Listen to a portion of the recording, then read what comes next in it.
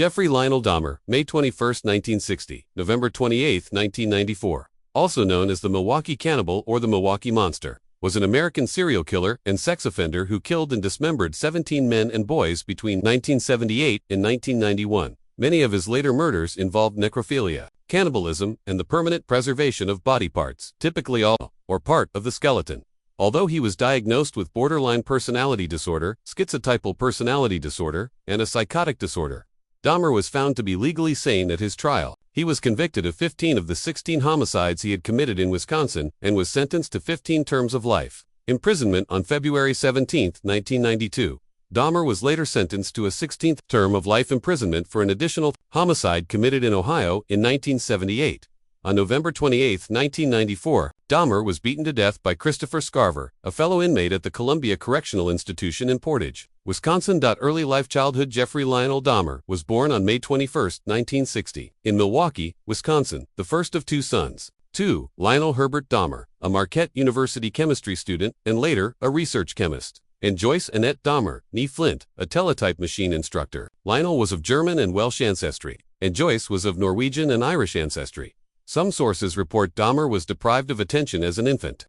Other sources, however, suggest that Dahmer was generally doted upon as an infant and toddler by both parents, although his mother was known to be tense, greedy for both attention and pity, and argumentative with her husband and their neighbors. As Dahmer entered first grade, Lionel's studies kept him away from home much of the time. When he was home, his wife, a hypochondriac who suffered from depression, demanded constant attention and spent an increasing amount of time in bed. On one occasion, she attempted suicide using a quinine. Neither parent devoted much time to their son, who later recollected that, from an early age, he felt unsure of the solidity of the family, recalling extreme tension and numerous arguments between his parents during his early years. Dahmer had been an energetic and happy child, but became notably subdued after undergoing double hernia surgery shortly before his 4th birthday. At elementary school, Dahmer was regarded as quiet and timid. One teacher recollected she detected early signs of abandonment due to his father's absence and mother's illnesses, the symptoms of which increased when she became pregnant with her second child.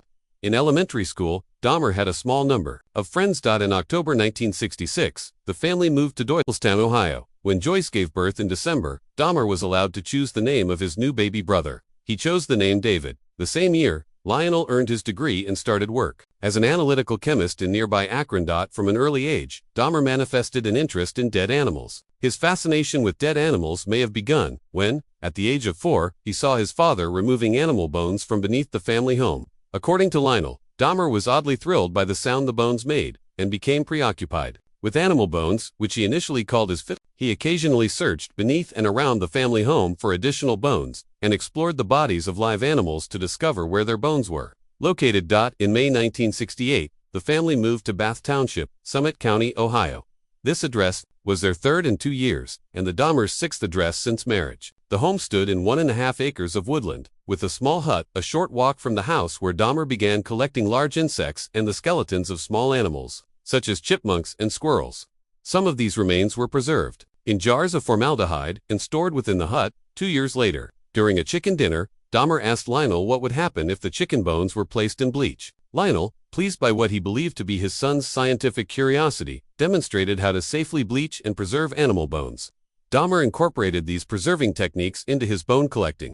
He also began collecting dead animals and roadkill, which he would dissect and bury beside the hut, with the skulls occasionally placed atop makeshift crosses. According to one friend, Dahmer explained that he was curious as to how animals fit together. In one instance, in 1975, Dahmer decapitated the carcass of a dog before nailing the body to a tree and impaling the skull upon a stick in the woodland behind his house. As a prank, he later invited a friend to view the display, claiming he had discovered the remains by chance. The same year, Lionel taught his son how to preserve animal bones. Joyce began increasing her daily consumption of monolaxatives and sleeping pills, further increasing her emotional distance from her husband and children. Adolescence and high school. From his freshman year at Revere High School, Dahmer was seen as an outcast. By age 14, he had begun drinking beer and hard alcohol in the daylight hours, frequently concealing his liquor inside the jacket he wore to school. When a classmate asked why he was drinking scotch in a morning history class, Dahmer shrugged and said the alcohol was my medicine. Although largely uncommunicative, in his freshman year, Dahmer was seen by staff as polite and highly intelligent, but earned only average grades. He was a competitive tennis player and played briefly in the high school band.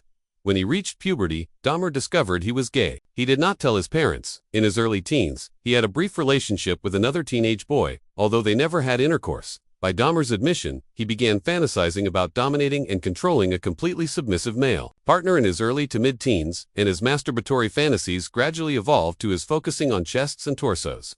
These fantasies gradually became intertwined with dissection. When he was about 16, Dahmer conceived a fantasy of rendering unconscious a particular male jogger he found attractive, and then making sexual use of his body. On one occasion, Dahmer concealed himself in bushes with a baseball bat to lie in wait for this man.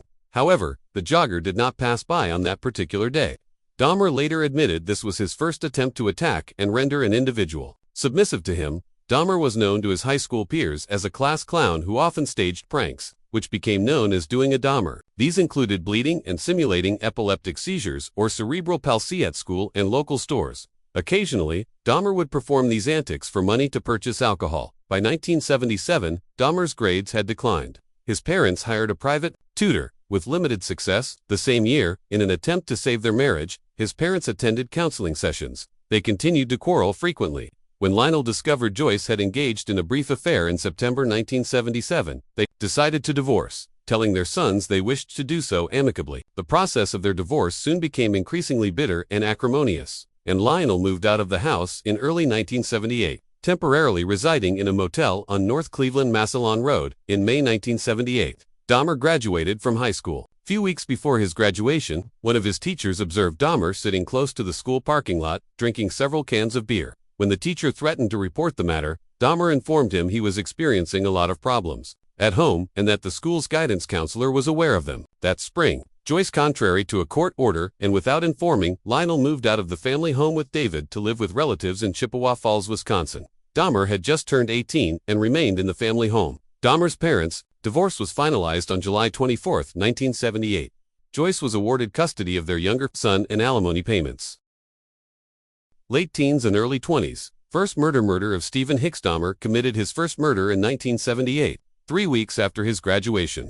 On June 18, Dahmer picked up a hitchhiker named Stephen Mark Hicks, who was 18 years old. Hicks, who had been hitchhiking to a rock concert at Chippewa Lake Park, agreed to accompany Dahmer to his house upon the promise of a few beers with Dahmer, who had the house to himself. According to Dahmer, the sight of the bare-chested Hicks standing at the roadside stirred his sexual feelings. Although when Hicks began talking about girls, he knew any sexual passes he made would be rebuffed. After several hours of talking, drinking, and listening to music, Hicks wanted to leave, and I didn't want him to leave.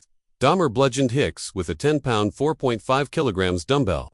He later stated he struck Hicks twice from behind with the dumbbell as Hicks sat upon a chair. When Hicks fell unconscious, Dahmer strangled him to death with the bar of the dumbbell, then stripped the clothes from Hicks' body before exploring his chest with his hands, then masturbating as he stood above the corpse. Hours later, Dahmer dragged the body to the basement. The following day, Dahmer dissected Hicks' body in the basement. He later buried the remains in a shallow grave in his backyard.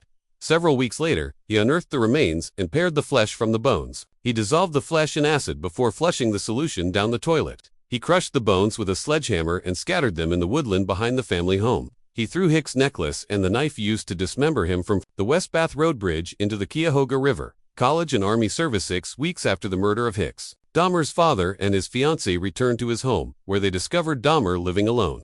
That August, Dahmer enrolled at Ohio State University, OSU, hoping to major in business. Dahmer's sole term at OSU was completely unproductive, largely because of his persistent alcohol abuse. He received failing grades in Introduction to Anthropology, Classical Civilizations, and Administrative Science. The only course Dahmer was successful at was riflery, where he received a B grade. His overall GPA was 0.45, 4.0. On one occasion, Lionel paid a surprise visit to his son, only to find his dormitory room strewn with empty liquor bottles. Despite his father having paid in advance for the second term, Dahmer dropped out of OSU after just 3 months. In January 1979. On his father's urging, Dahmer enlisted in the United States Army. He underwent basic training at Fort McClellan in Anniston, Alabama, before training as a medical specialist at Fort Sam Houston in San Antonio, Texas. He was occasionally reprimanded for intoxication while stationed at Fort Sam Houston. On one occasion, an instance of insubordination resulted in his entire platoon being punished, earning Dahmer a severe beating from his fellow recruits. On July 13, 1979, Dahmer was deployed to Baumholder, West Germany, where he served as a combat medic in the 2nd Battalion, 68th Armored Regiment, 8th Infantry Division. According to published reports, in Dahmer's first year of service, he was an average or slightly above average soldier. Owing to Dahmer's alcohol abuse, his performance deteriorated, and, in March 1981, he was deemed unsuitable for military service and was later discharged from the Army. He received an honorable discharge, as his superiors did not believe that any problems Dahmer had in the Army would be applicable to civilian life. On March 24, 1981, Dahmer was sent to Fort Jackson in South Carolina for debriefing and provided with a plane ticket to travel anywhere in the country. Dahmer later told police he felt he could not return home to face his father, so he opted to travel to Miami Beach, Florida, both because he was tired of the cold and in an attempt to live by his own means. In Florida, Dahmer found a job at a delicatessen and rented a room in a nearby motel. He spent most of his salary on alcohol and was soon evicted from the motel for non-payment. Dahmer initially spent his evenings on the beach as he continued to work at the sandwich shop until phoning his father and asking to return to Ohio in September of the same year. Return to Ohio and relocation to West Allis, Wisconsin. After his return to Ohio, Dahmer initially lived with his father and stepmother and insisted on being delegated numerous chores to occupy his time while he looked for work. He continued to drink heavily, and 2 weeks after his return, was arrested for drunk and disorderly conduct. He was fined $60 and given a suspended 10-day jail sentence. Dahmer's father tried unsuccessfully to wean his son off alcohol. In December 1981, he and his second wife sent him to live with his paternal grandmother, Catherine Dahmer, in West Allis, Wisconsin. As she was the only family member to whom Dahmer displayed any positivity or affection, they hoped that both her influence and the change of location might persuade him to quit drinking, find a job, and live responsibly. Initially, Dahmer's living arrangements with his grandmother were harmonious. He accompanied her to church, willingly undertook chores, actively sought work, and abided by most of her house rules, although he continued to drink and smoke. In early 1982, he found employment as a phlebotomist at the Milwaukee Blood Plasma Center. He held this job for a total of 10 months before being laid off.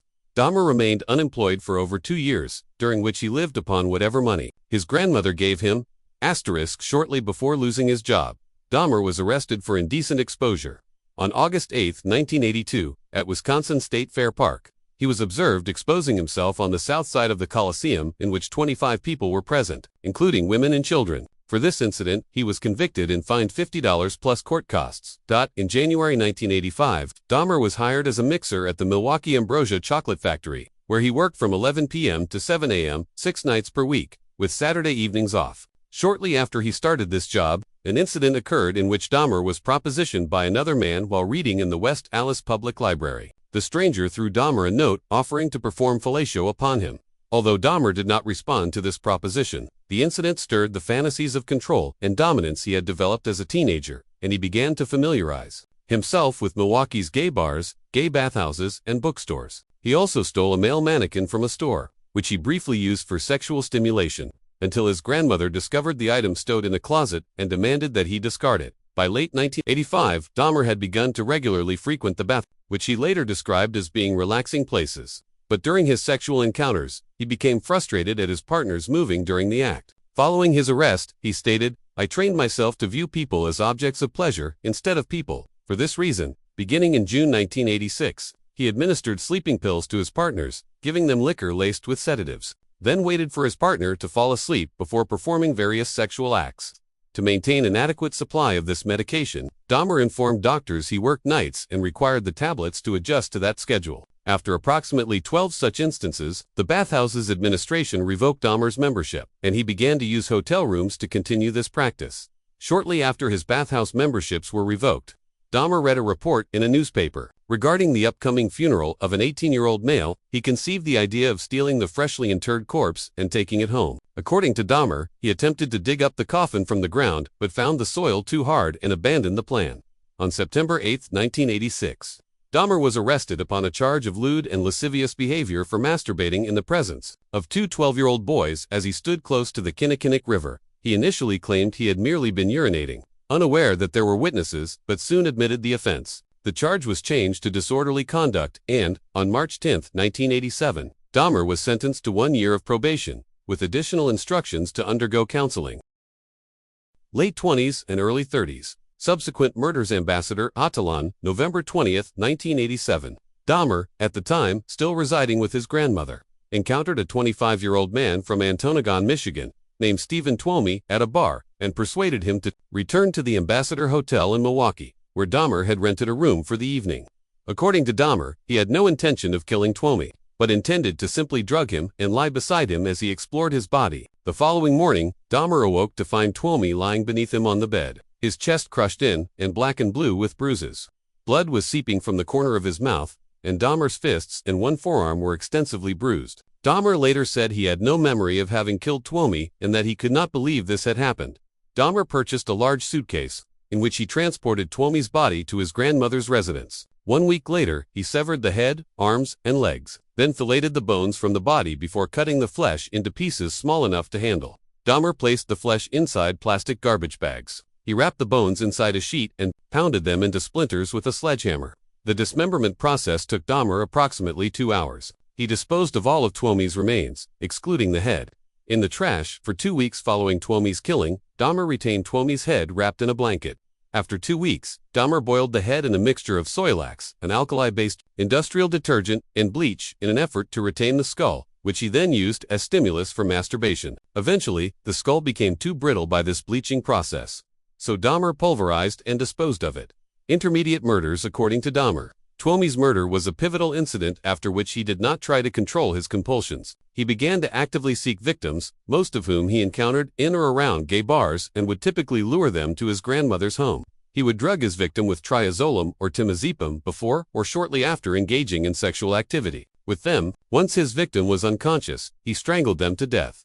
2 months after the Twomey killing, Dahmer encountered a 14-year-old Native American prostitute, James Dockstader.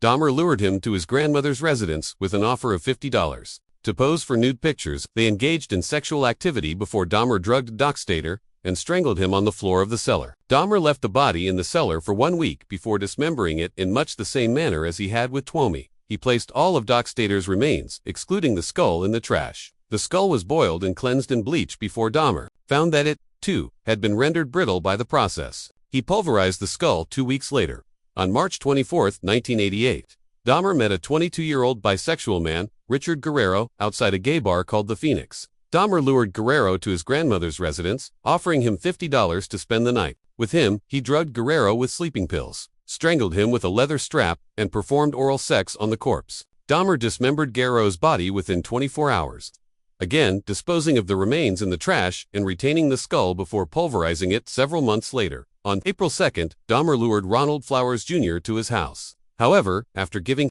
Flowers a drugged coffee, both he and Flowers heard Dahmer's grandmother call, "Is that you, Jeff?" Although Dahmer replied in a manner that led his grandmother to believe he was alone, she observed that he was not alone. Because of this, Dahmer was unable to kill Flowers. After Flowers became unconscious, Dahmer took him to the County General Hospital. In September 1988, Dahmer's grandmother asked him to move out, largely because of his drinking, his habit of bringing young men to her house late at night, and the foul smells emanating from the basement and the garage. Dahmer found a one-bedroom apartment at 808 North 24th Street and moved into the residence on September 25. 2 days later, he was arrested for drugging and sexually fondling a 13-year-old boy whom he had lured to his home on the pretext of posing nude for photographs. Dahmer's father hired attorney Gerald Boyle to defend his son. At Boyle's request, Dahmer underwent a series of psychological evaluations prior to his court hearings. The evaluations found that Dahmer harbored deep feelings of alienation. A second evaluation 2 months later revealed Dahmer to be an impulsive individual, suspicious of others, and dismayed by his lack of accomplishments in life. His probation officer also referenced a 1987 diagnosis of Dahmer suffering from a schizoid personality disorder for presentation to the court. On January 30, 1989, Dahmer pleaded guilty to the charges of second-degree sexual assault and of enticing a child for immoral purposes. Sentencing was suspended until May. On March 20th, Dahmer commenced a 10-day Easter absence from work, during which he moved back into his grandmother's home. 2 months after his conviction and 2 months prior to his sentencing, Dahmer murdered his fifth victim, a 24-year-old mixed-race aspiring model, Anthony Sears, whom he met at a gay bar on March 25, 1989. According to Dahmer, on this particular occasion, he was not looking to commit a crime. However, shortly before closing time that evening, Sears just started talking to me. Dahmer lured Sears to his grandmother's home, where the pair engaged in oral sex before Dahmer drugged and strangled Sears.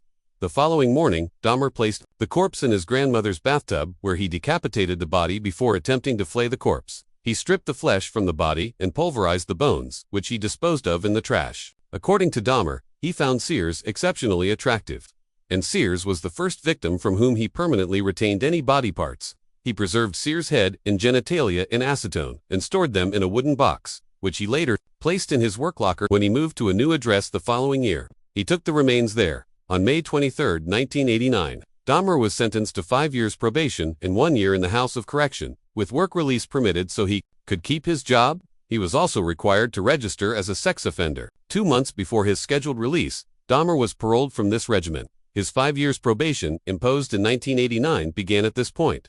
Dahmer temporarily moved back to his grandmother's home in West Allis, Oxford Apartments, 1990. May 14, 1990, Dahmer moved out of his grandmother's house and into 924 North 25th Street, apartment 213, taking Sears' mummified head and genitals with him. Although located in a high-crime area, Dahmer's new apartment was close to his workplace, was furnished, and at $300 per month inclusive of all bills excluding electricity, was economical. Within 1 week of his moving to this address, Dahmer killed his 6th victim, Raymond Smith. Smith was a 32-year-old prostitute whom Dahmer lured to his apartment with the promise of $50 for sex. Inside the apartment, he gave Smith a drink laced with 7 sleeping pills, then manually strangled him. The following day, Dahmer purchased a Polaroid camera, with which he took several pictures of Smith's body in suggestive positions before dismembering him in the bathroom. He boiled the legs, arms, and pelvis in a steel kettle with Soylax, which allowed him to rinse the bones in his sink. Dahmer dissolved the remainder of Smith's skeleton, excluding the skull, in a container filled with acid. He later spray-painted Smith's skull, which he placed alongside the skull of Sears upon a black towel inside a filing cabinet. Approximately 1 week after the murder of Smith, on or about May 27, Dahmer lured another young man to his apartment. On this occasion, Dahmer accidentally consumed the drink laden with sedatives intended for his guest. When he awoke the following day, he discovered the man had stolen several items of clothing, $300, and a watch. Dahmer never reported this incident to the police, although on May 29, he divulged to his probation officer that he had been robbed. In June 1990, Dahmer lured a 27-year-old acquaintance, Edward Smith, to his apartment, where he drugged and strangled him. On this occasion, rather than immediately acidifying the skeleton or repeating previous processes of bleaching, which had rendered previous victims' skulls brittle, Dahmer placed Smith's skeleton in his freezer for several months in the hope it would not retain moisture. Freezing the skeleton did not remove moisture, and the skeleton of this victim was acidified several months later. Dahmer accidentally destroyed the skull when he placed it in the oven to dry, a process that caused the skull to explode. Dahmer later informed police he had felt rotten about Smith's murder, as he had been unable to retain any parts of his body. Less than 3 months after the murder of Edward Smith, Dahmer encountered a 22-year-old Chicago native named Ernest Miller outside a bookstore on the corner of North 27th Street.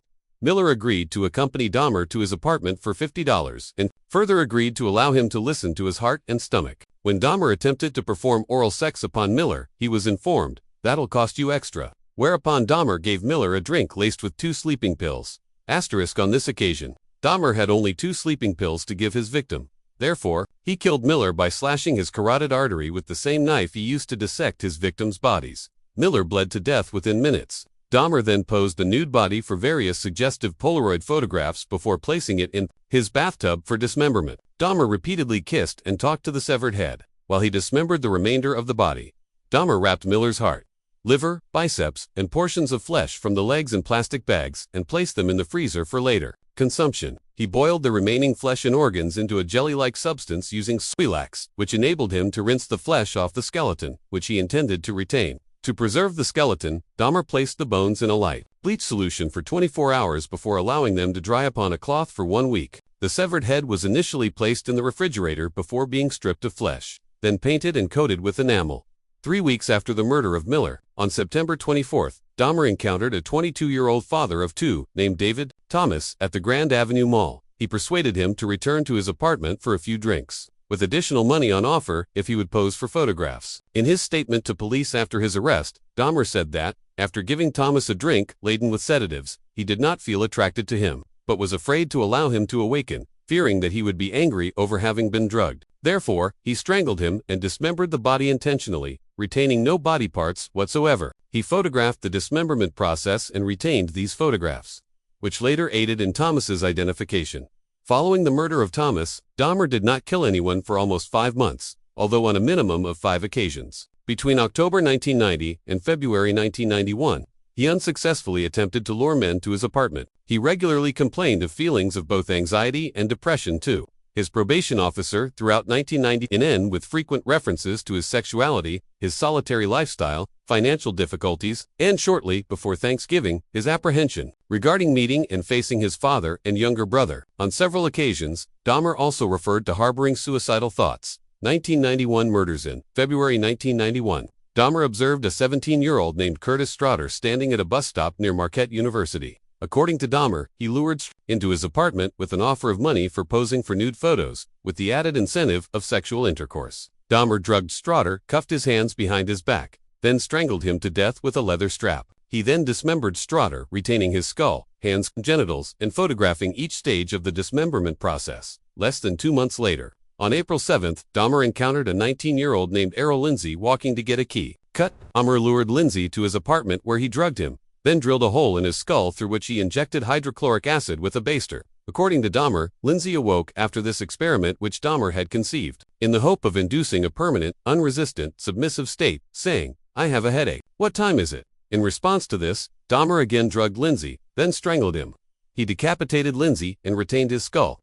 He then flayed Lindsay's body, placing the skin in a solution of cold water and salt for several weeks in the hope of permanently retaining it. Reluctantly, he disposed of Lindsay's skin when he noted it had become too frayed and brittle. By 1991, fellow residents of the Oxford apartments had repeatedly complained to the building's manager, Sopa Princewell, of the foul smells emanating from apartment 213. In addition to the sounds of falling objects and the occasional sound of a chainsaw, Princewell contacted Dahmer in response to these complaints on several occasions. Although he initially excused the odors emanating from his apartment as being caused by his freezer breaking, causing the contents to become spoiled, on later occasions, he informed Princewell that the reason for the resurgence of the odor was that several of his tropical fish had recently died, and that he would take care of the matter.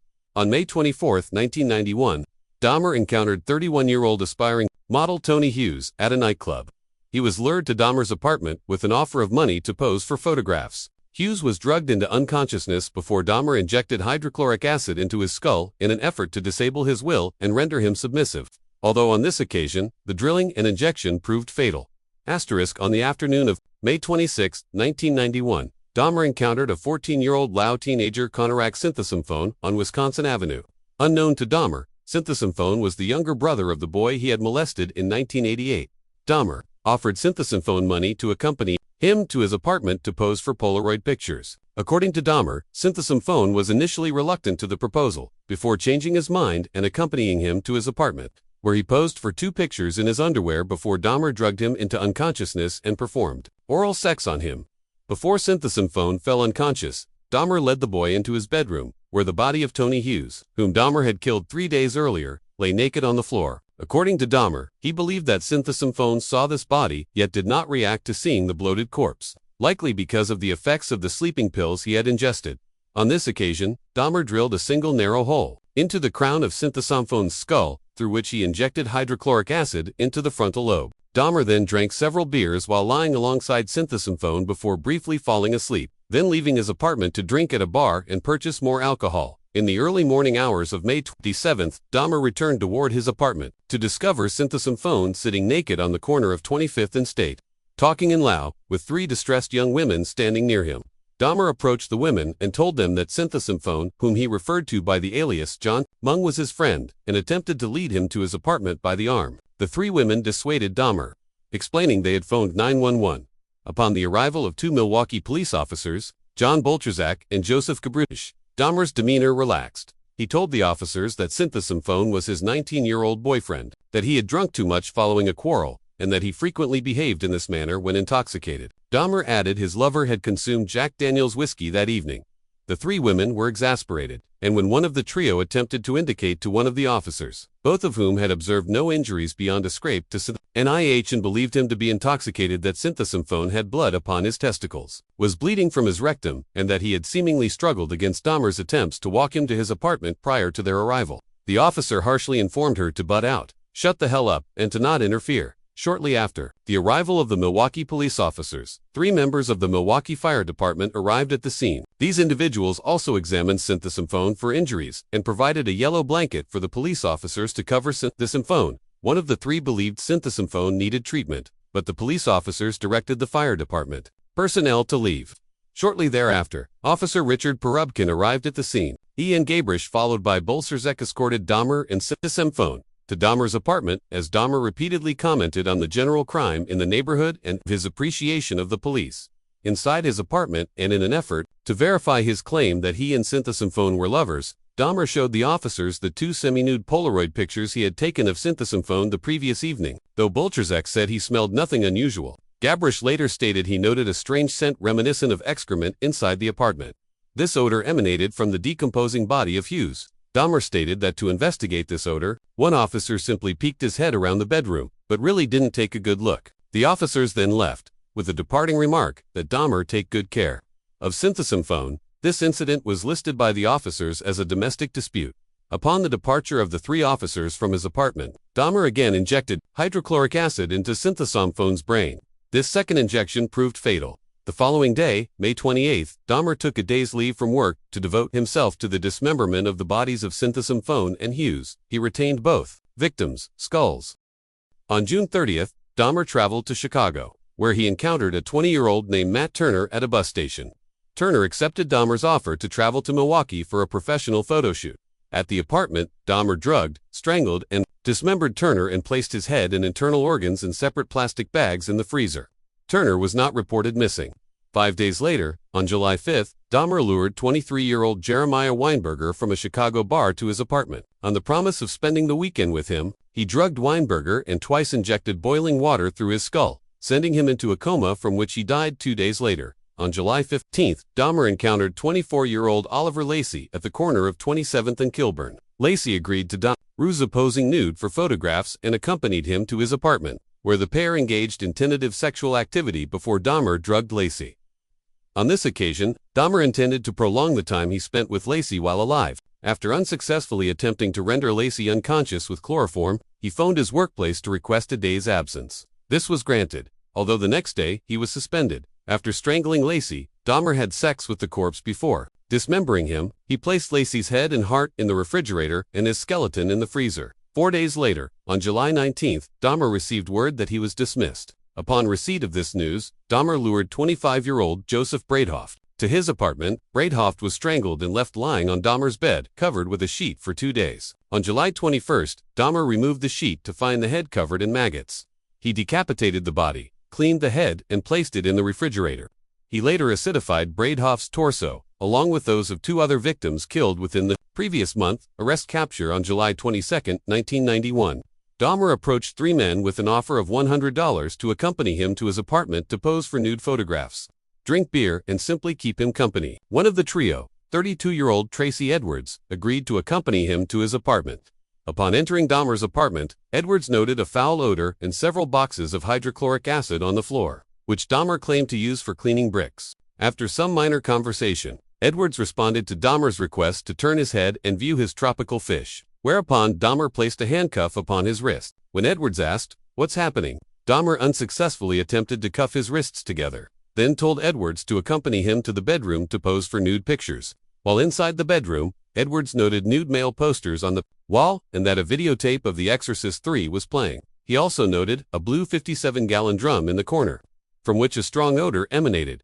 Dahmer then brandished a knife and informed Edwards he intended to take nude pictures of him. In an attempt to appease Dahmer, Edwards unbuttoned his shirt, saying he would allow him to do so if he would remove the handcuffs and put the knife away. In response to this promise, Dahmer simply turned his attention towards the TV. Edwards observed Dahmer rocking back and forth and chanting before turning his attention back to him. He placed his head on Edwards' chest, listened to his heartbeat, and, with the knife pressed against his intended victim, informed Edwards he intended to eat his heart. In continuous attempts to prevent Dahmer from attacking him, Edwards repeated that he was Dahmer's friend and that he was not going to run away. Edwards had decided he was going to either jump from a window or run through the unlocked front door upon the next available opportunity. When Edwards next stated he needed to use the bathroom, he asked if they could sit with a beer in the living room, where there was air conditioning. Dahmer consented, and the pair walked to the living room when Edwards exited the bathroom. Inside the living room, Edwards waited until he observed Dahmer have a momentary lapse of concentration before requesting to use the bathroom again. When Edwards rose from the couch, he noted Dahmer was not holding the handcuffs, whereupon Edwards punched him in the face, knocking Dahmer off balance, and ran out the front door. At 11:30 p.m. on July 22, Edwards flagged down two Milwaukee police officers, Robert Roth and Rolf Mueller, at the corner of North 25th Street. The officers noted Edwards had a handcuff attached to his wrist, whereupon he explained to the officers that a freak had placed the handcuffs upon him and asked if the police could remove them. When the officers' handcuff keys failed to fit the brand of handcuffs, Edwards agreed to accompany the officers to the apartment where Edwards stated he had spent the previous 5 hours before escaping. When the officers and Edwards arrived at apartment 213, Dahmer invited the trio inside and acknowledged he had placed the handcuffs upon Edwards, although he offered no explanation as to why he had done so. At this point, Edwards divulged to the officers that Dahmer had also brandished a large knife upon him and that this had happened in the bedroom. Dahmer made no comment to this revelation, indicating to one of the officers, Mueller, that the key to the handcuffs was in his bedside dresser. As Mueller entered the bedroom, Dahmer attempted to pass Mueller to retrieve the key himself, whereupon the second officer present, Roth, informed him to back off. In the bedroom, Mueller noted there was a large knife beneath the bed. He saw an open drawer that, upon closer inspection, contained scores of Polaroid pictures, many of which were of human bodies in various stages of dismemberment. Mueller noted the decor indicated they had been taken in the same apartment in which they were standing. Mueller walked into the living room to show them to his partner, uttering the words, "These are for real." When Dahmer saw that Mueller was holding several of his Polaroids, he fought with the officers in an effort to resist arrest. The officers quickly overpowered him, cuffed his hands behind his back, and called a second squad car for backup. At this point, Mueller opened the refrigerator to reveal the freshly severed head of a black male on the bottom shelf. As Dahmer lay pinned on the floor beneath, Roth turned his head towards the officers and muttered the words, "For what I did, I should be dead." A more detailed search of the apartment, conducted by the Milwaukee Police's Criminal Investigation Bureau, revealed a total of 4 severed heads in Dahmer's kitchen. A total of 7 skulls, some painted, some bleached, were found in Dahmer's bedroom and inside a closet. Investigators discovered collected blood drippings upon a tray at the bottom of Dahmer's refrigerator, plus 2 human hearts and a portion of arm muscle, each wrapped inside plastic bags upon the shelves. In Dahmer's freezer, investigators discovered an entire torso, plus a bag of human organs and flesh stuck to the ice at the bottom. Elsewhere in apartment 213, investigators discovered 2 entire skeletons, a pair of severed hands, 2 and preserved penises, a mummified scalp, and, in the 57-gallon drum, 3 further dismembered torsos dissolving in the acid solution. A total of 74 Polaroid pictures detailing the dismemberment of Dahmer's victims were found. In reference to the recovery of body parts and artifacts at 924 North 25th Street, the chief medical examiner later stated, "It was more like dismantling someone's museum than an actual crime scene."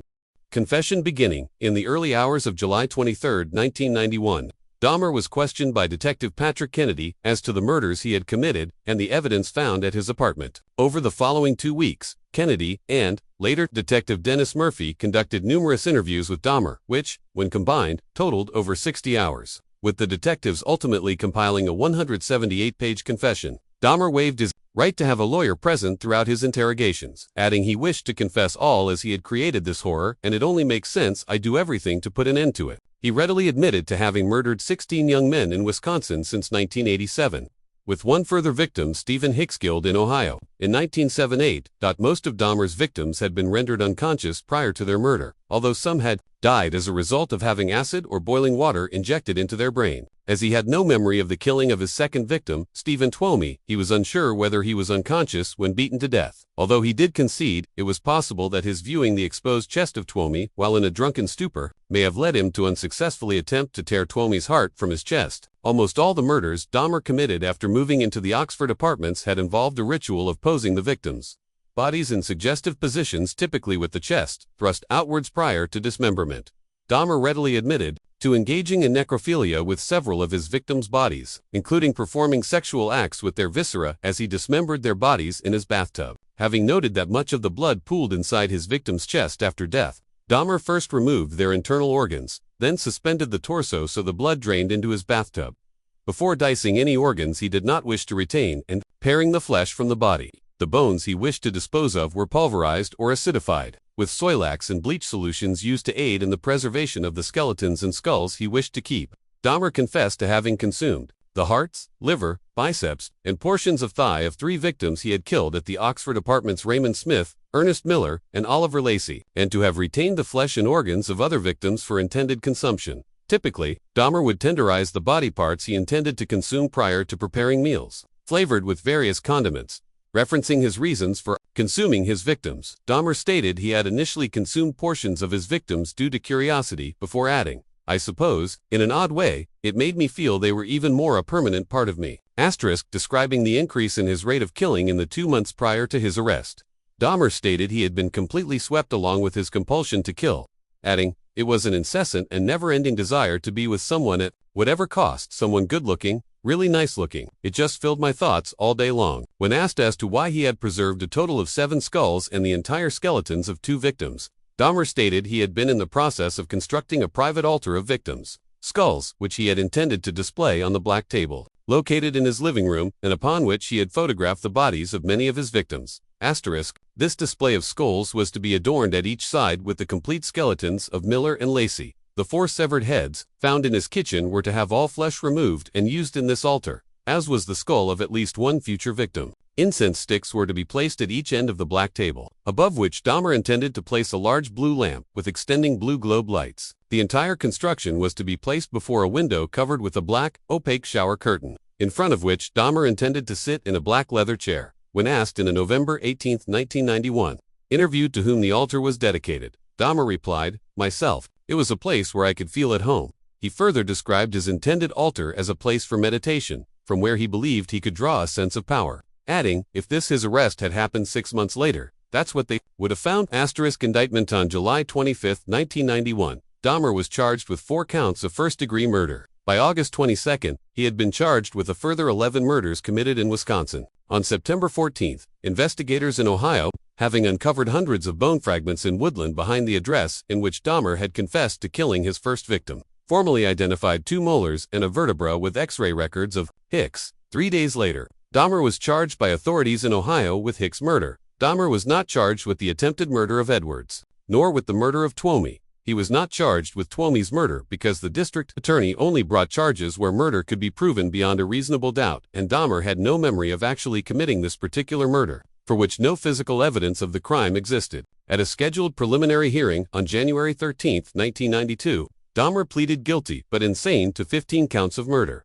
Dahmer's trial began on January 30, 1992. He was tried in Milwaukee for the 15 counts of first-degree murder before Judge Lawrence Graham. By pleading guilty on January 13 to the charges brought against him, Dahmer had waived his rights to a trial to establish guilt, as defined in Wisconsin law. Attorneys at Dahmer's trial debated whether he suffered from either a mental or a personality disorder. The prosecution claimed that any disorders did not deprive Dahmer of the ability to appreciate the criminality of his conduct or to deprive him of the ability to resist his impulses. The defense argued that Dahmer suffered from a mental disease and was driven by obsessions and impulses he was unable to control.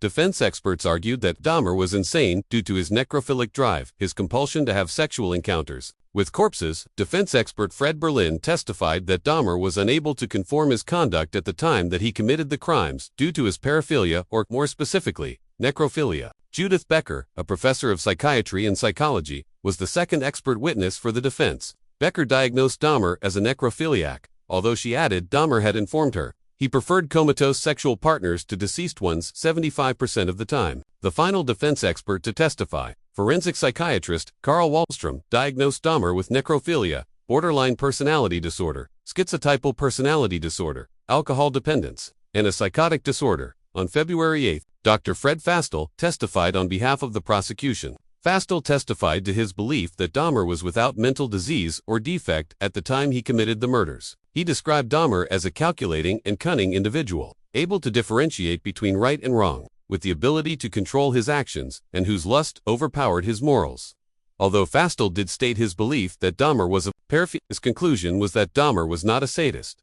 The second and final witness to appear for the prosecution, forensic psychiatrist Park Dietz, began his testimony on February 12. Dietz testified that he did not believe Dahmer had any form of mental disease or defect at the time that he committed the crimes, stating that Dahmer went to great lengths to be alone with his victim and to have no witnesses. He explained that there was ample evidence that Dahmer prepared in advance for each murder, and therefore, his crimes were not impulsive. Although Dietz did concede any acquisition of a paraphilia was not a matter of personal choice, he stated, his belief that Dahmer's habit of becoming intoxicated prior to committing each of the murders was significant. If he had an impulse to kill or a compulsion to kill, Dietz testified, he wouldn't have to drink alcohol to overcome it. He only has to drink alcohol to overcome it because he is inhibited against killing. Dietz noted that Dahmer strongly identified with the villains of The Exorcist III and Return of the Jedi, particularly the level of power held by these characters. Expounding on the significance of these movies on Dahmer's psyche and many of the murders committed at the Oxford apartments,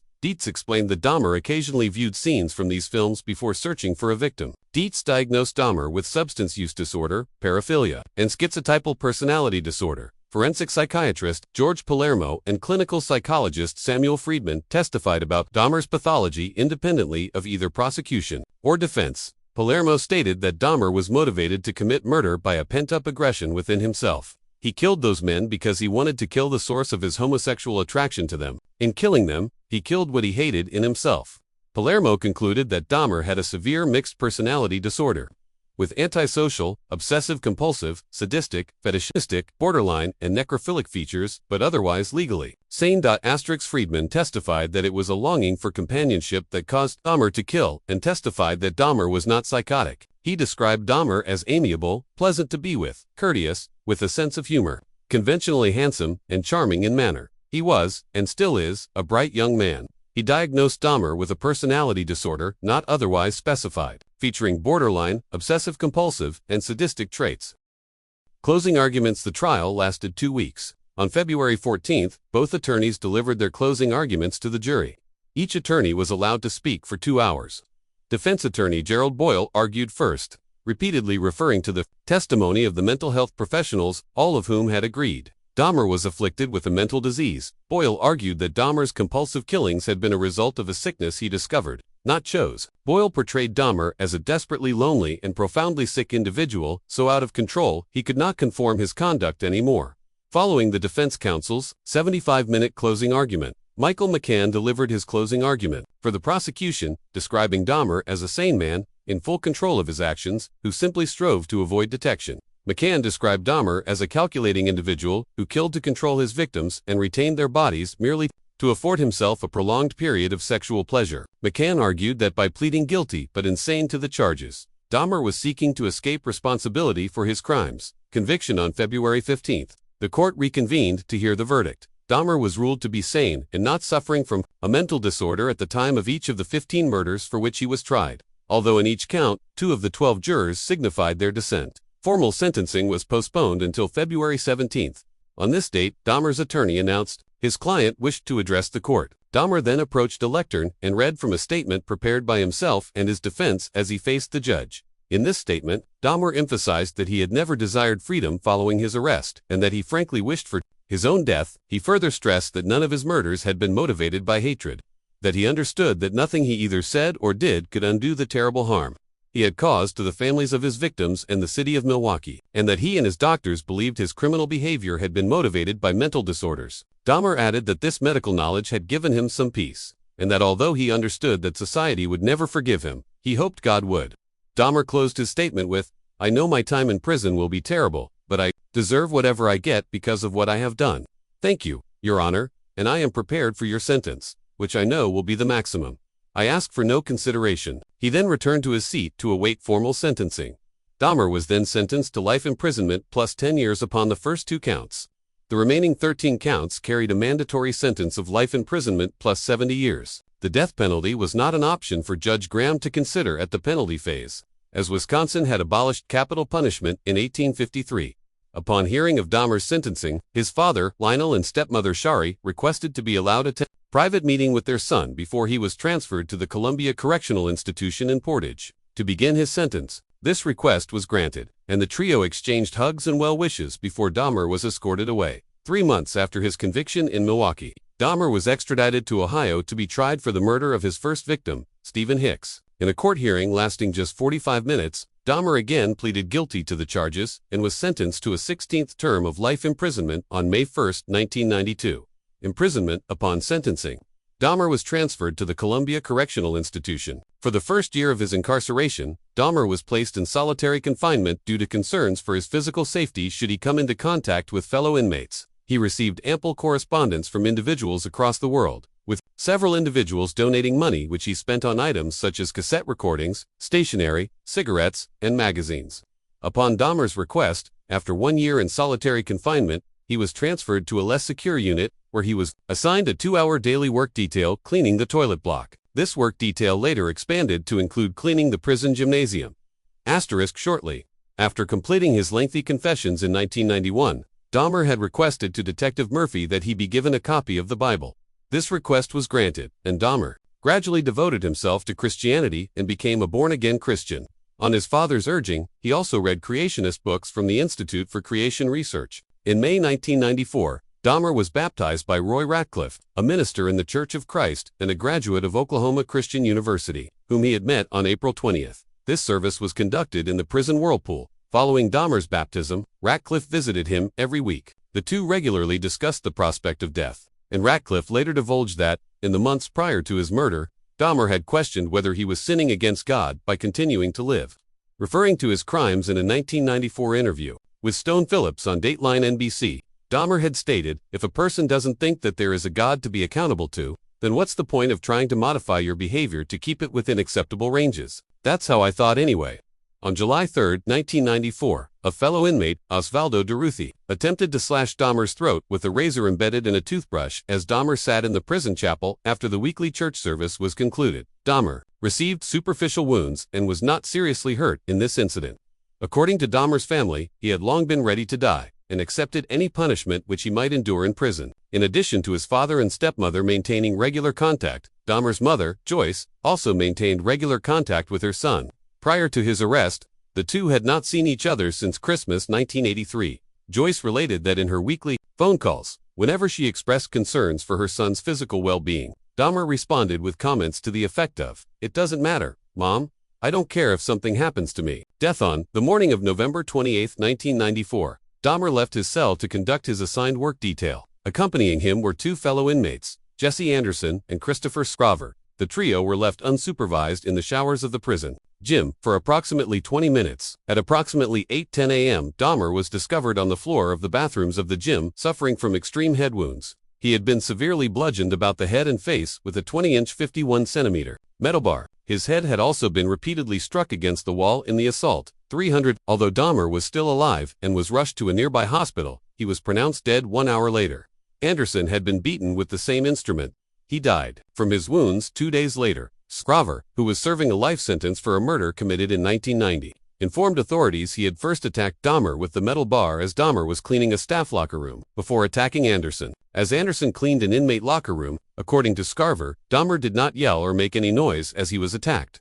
Immediately after attacking both men, Scraver, who was thought to be schizophrenic, returned to his cell and informed a prison guard, "God told me to do it. Jesse Anderson and Jeffrey Dahmer are dead." Scraver was adamant he had not planned the attacks in advance. Although he later divulged to investigators he had concealed the 20-inch iron bar used to kill both men in his clothing shortly before the killings.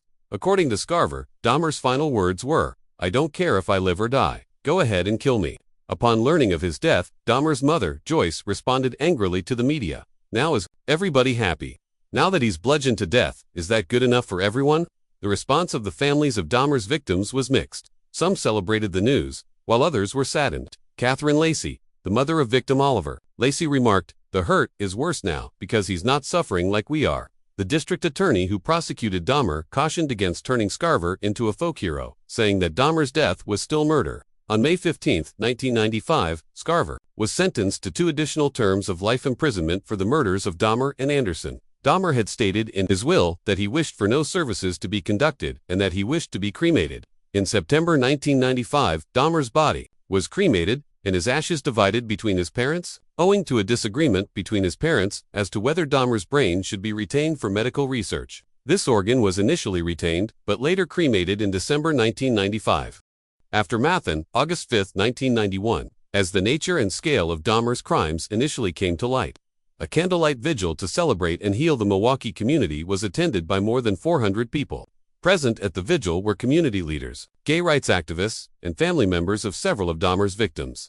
Organizers stated the purpose of the vigil was to enable Milwaukeeans to share their feelings of pain and anger over what happened. Dahmer's murders were committed at a time of heightened racial tension in Milwaukee. A professor of community studies at the University of Wisconsin-Milwaukee, Walter Farrell, later stated race relations in the city had been in a state of disrepair for nearly a decade at the time of Dahmer's arrest. In an August 1991 interview given to the Christian Science Monitor, Farrell stated that news of the murders, as well as the conduct of Milwaukee police officers John Bolcherzak and Joseph Gabrish, with regards to victim counteract synthesis, exacerbated and highlighted racial tensions within the city.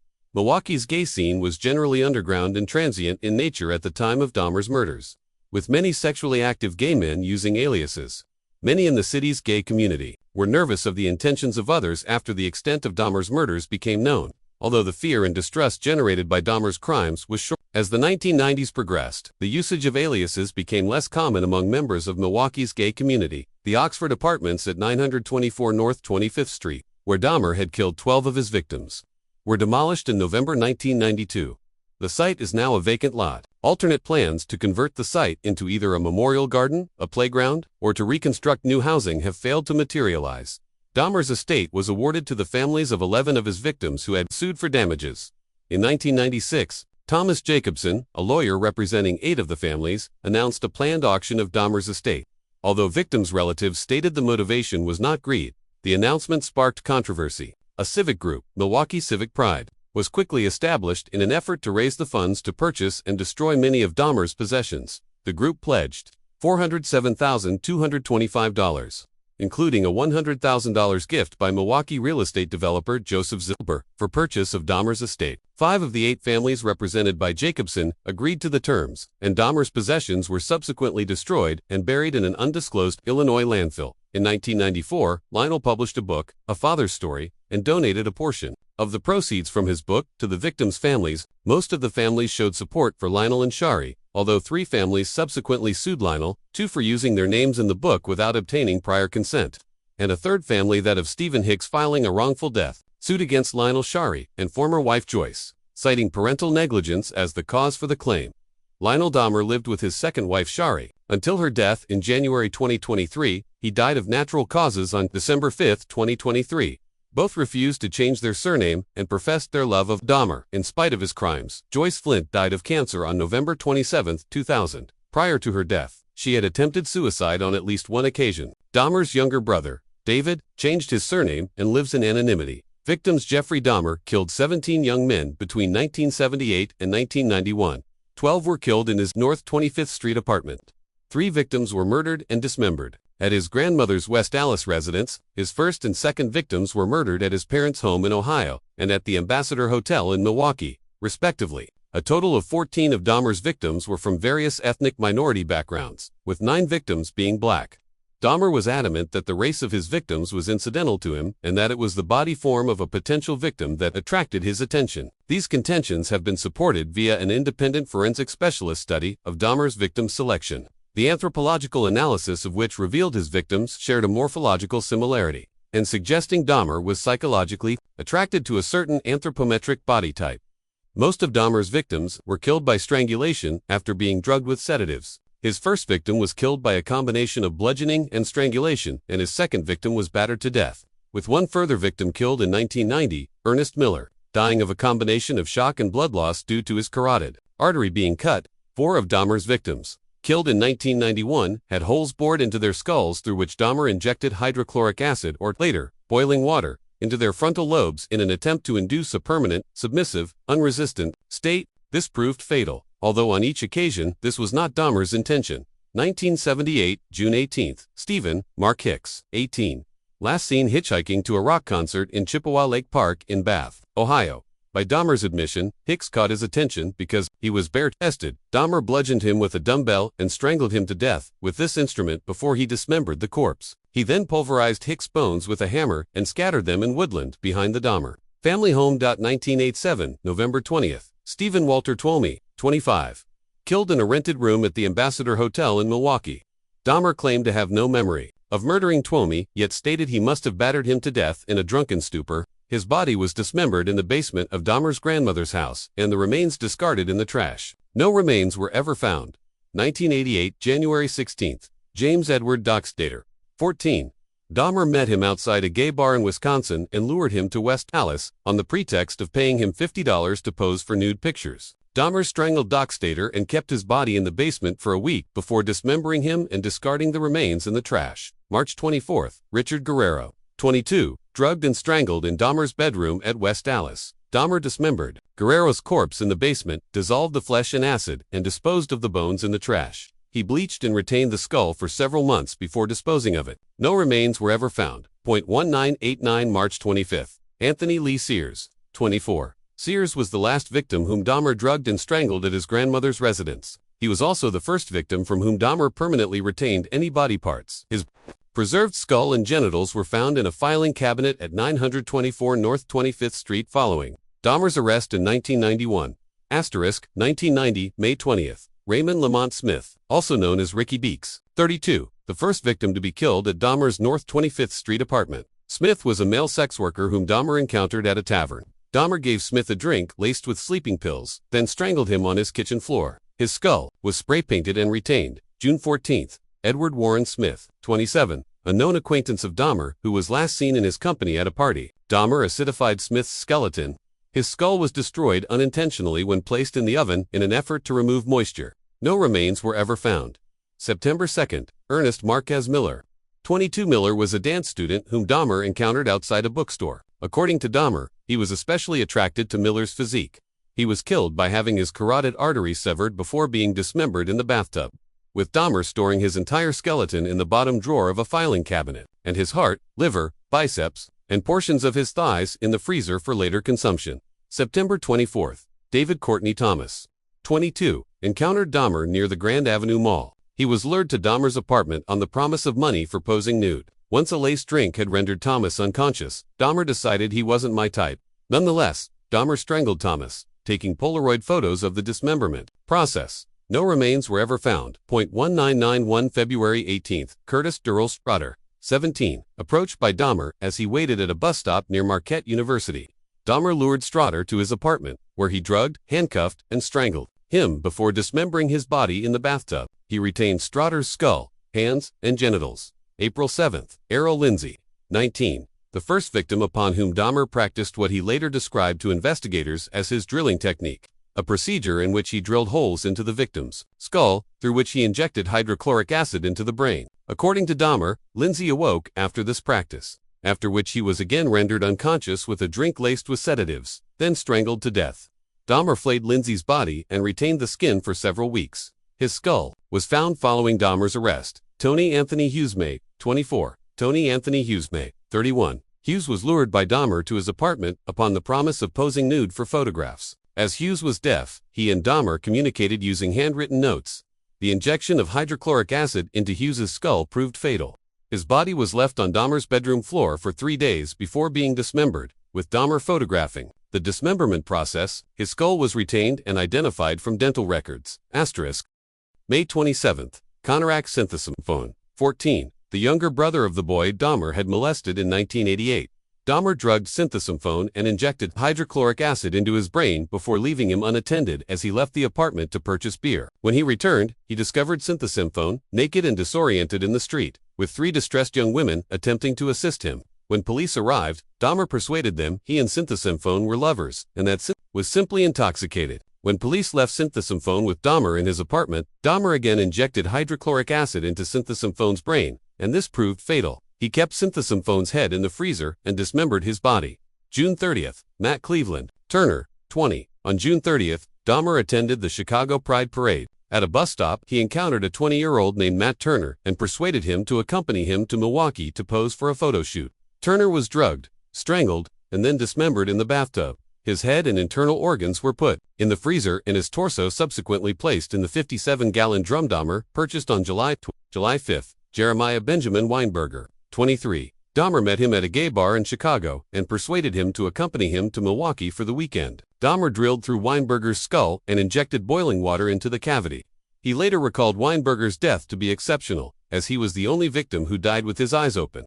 He kept Weinberger's decapitated body in the bathtub for a week before dismembered. His torso was placed in the 57-gallon drum. July 15. Oliver Joseph Lacey, 24. a bodybuilding enthusiast, whom Dahmer enticed to his apartment with the promise of money for posing for photographs. Lacey was drugged and strangled with a leather strap before being decapitated, with his head and heart being placed in the refrigerator. His skeleton was retained to adorn one side of the private shrine of skulls and skeletons Dahmer was in the process of creating when arrested 1 week later, July 19. Joseph Arthur Breithoft, 25, Dahmer's last victim. Breithoft was a father of 3 children from Minnesota who was looking for work in Milwaukee at the time of his murder. Dahmer left Breithoft's body on his bed for 2 days before, on July 21, decapitating it. Dahmer placed Breithoft's head in the refrigerator and his torso in the 57-gallon drum.